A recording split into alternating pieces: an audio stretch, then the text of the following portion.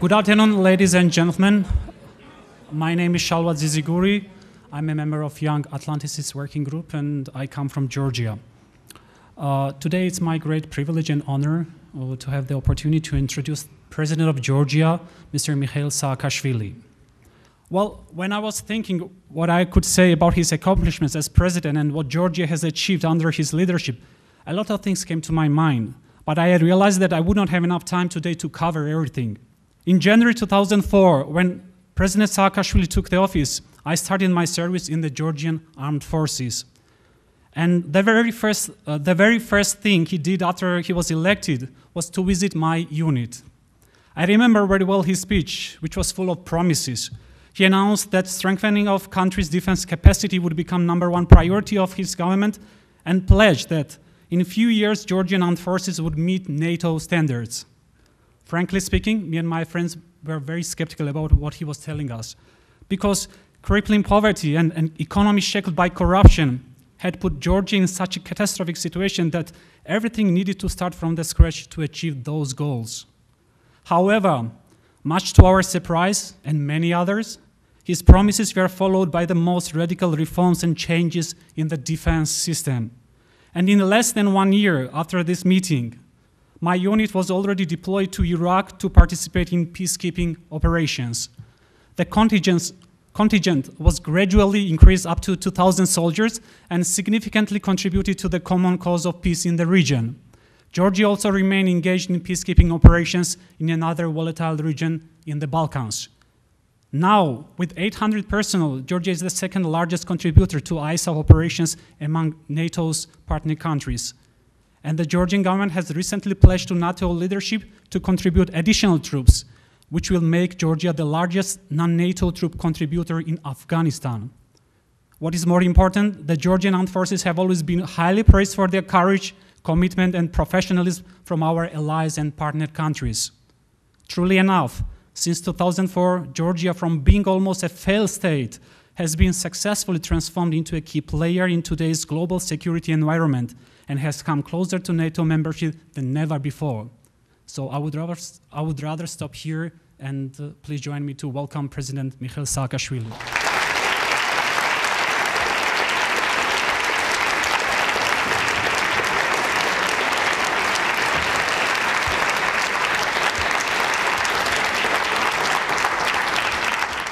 I came here to speak about the role of the transatlantic integration plays in the radical transformation that is going on in Georgia, but more generally to share with you my optimism, my firm conviction that the NATO has a bright future and the value it's standing for remains the motor of history.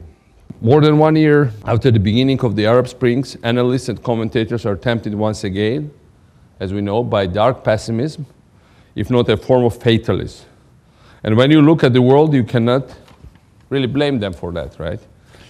But I have another message to deliver. The thirst for freedom that lead oppressed people to rise is still out there. And these people are more than ever, especially after the intervention in Libya, looking at the transatlantic alliance as the pivotal force that stands for freedom, the only force in the world that can help them to change the country, their society, their life for the better. Such belief is the strength of transatlantic alliance values, and their universal appeal is based on our own experience in my country. We all had one common objective: to bring my country back to the Western family of free nations, which means to join the North Atlantic Alliance. That's the most powerful symbol for this. And there is no more transformative goal than this one. It is much more than a diplomatic choice. It's a choice of values, of society, of choice of life. Georgia has the easiest procedures, one of the easiest in the world. The Canadian Center of Law and Justice, together with TI, did study, and they said that Georgian bureaucracy is second most transparent and efficient in the world after that of New Zealand. We have the world's fastest property registration, world's fastest company registration. These are all IFC benchmarks. We are the easiest place in Central and Eastern Europe and post-Soviet space to do business. We have according to recent study by FC and by EBRD, we are one of three least corrupt countries in Europe. According to TI, perception-wise, no country has achieved so much in terms of fighting corruption as Georgia did. So we've done all this benchmark. We have one of the world's fastest, by the way, customs procedure now. and I think one of the world's fastest tax procedures with almost all the taxes filed electronically. We also did tremendous change in terms of engaging and integrating our minorities. Georgia is a country, multicultural and multi-religious country. We've done decentralization, and we are moving parliament there, but we are also moving with parliament the power to form the government, which until now was totally under presidency. I think more important than just benchmarks I listed to you is a mental revolution that happened in Georgia. The way the citizens look at the state, the way they look at their own responsibilities. Comparing pictures, television images, if you see Georgia 10 years ago and Georgia now, it's even the colors are different, body language of people, the way how they move, how they interact, how the buildings are very different. I have a claim that there was this thing that there is new brands of Georgian architecture in world architectural magazines. Most of these new buildings are new administrative buildings, transparent glass police buildings, local administration buildings, transparent dome of presidential building, and transparent buildings of the ministries. Georgia is a small country with a strategic location and a very important role for the energy transit and many other aspects of transit through our part of the world. If Georgia falls, if Georgian democracy falls, that whole Central Asia, Caspian, access to northern China through the most economic routes, access to Afghanistan, one of the most important routes of Afghanistan, they all go to hell. And Georgia has the best logistics base, the best airports, the best railway system right now being built, the best highway system in the region. All developed by us in previous years. But then, of course, Georgia is not just a country. Of course, I cannot compare with the US. I believe the US is not just a country, it's an idea. But even Georgia is also an idea for our smaller region. New Prime Minister of Russia, Medvedev, said, everybody knows I hate Saakashvili, but Georgia has done amazing reforms and we need to study them and maybe apply them in Russia. Then the leader of this country comes out and says, by the way, maybe we should learn from this country how to govern our own country. And these are talking about country 100 times as big as my small country. And that's the amazing symbol, what Georgia stands for. That's why we are getting every week almost ministerial delegations, parliamentary delegations from Central Asia, from Ukraine, indeed from Russia, lots of them. The fact that Medvedev had to say it, not because he really is daydreaming about our reforms, simply people around it talk about it. Muscovites who interact with him, journalists, intellectuals, businessmen, especially business community, talk about it. And despite the fact, we introduced recently visa-free travel for the Russians, and this year we are expecting 1 million Russians to travel to Georgia. And some people, even like our friends, were asking, are you nuts? What is this? Why would you not be afraid of them? Exactly the opposite.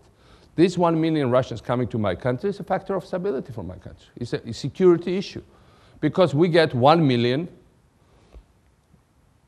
genuine witnesses that will go back and report to their own relatives, friends, colleagues. And plus, we have a system with accommodating bureaucracy, with generally, government that serves people. Stability, we have the lowest crime rate in Europe. 5 times less than, or 4.5 times roughly less than Russia. And that, according to the European Union, these are not my words. From that point of view, we know that our integration within the alliance will take time. We know that more reforms are ahead of us, but our commitment is absolute, and even Occupy Wall Street protesters from streets of Chicago would not discourage us from liking NATO. Our commitment is absolute, and the progress we have made, I think, speaks for us. As well as our contributions to the ISAF missions. We have almost 2,000 people, as you might know. Lots of them have died.